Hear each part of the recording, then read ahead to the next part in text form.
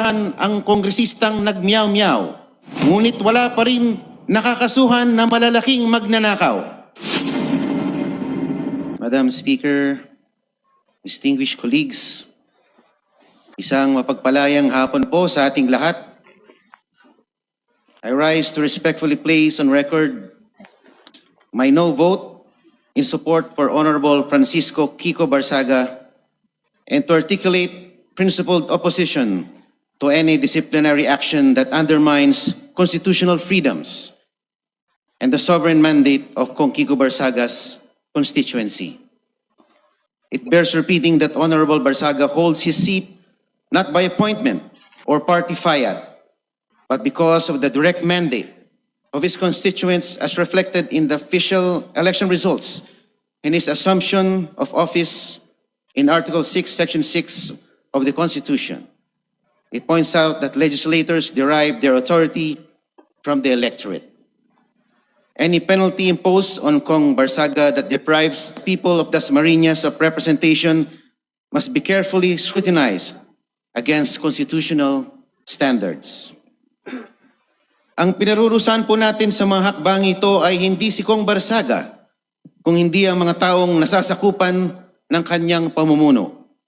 Ang mga mamamayan ng Dasmariñas, Cavite ang nagbigay ng kanyang mandato at siyang nagluklok sa kanya upang iparating at marinig ang kanilang tinig sa kapulungang ito. Tila tinatanggalan natin sila ng lehitimo at malinaw na pamumuno sa paulit-ulit na mga hakbang upang patahimikin ang kanilang representante. Patuloy na pinarurusahan ang kongresistang nagmiyaw-miyaw, ngunit wala pa rin nakakasuhan na malalaking magnanakaw. Masyado naman po tayong naging sensitibo. Sa larong basketball, meron po tayong tinatawag na mga nana. Konting sagi lang, nagpa-foul na agad. Kong Miao Barsaga is merely expressing his views under a current backdrop of unprecedented level of corruption in government never before seen. Nagsasalita lang naman po siya base sa kanyang nakikita at naobserbahan. Hindi po siya nag-imbento o gumagawa ng kwento na katang-isip lamang.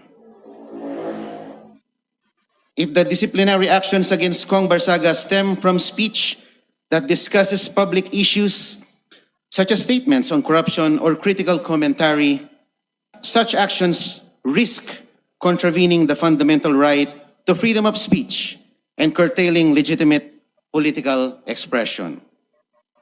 In closing, I reiterate the call I made the last time I rose in plenary to speak about the same matter.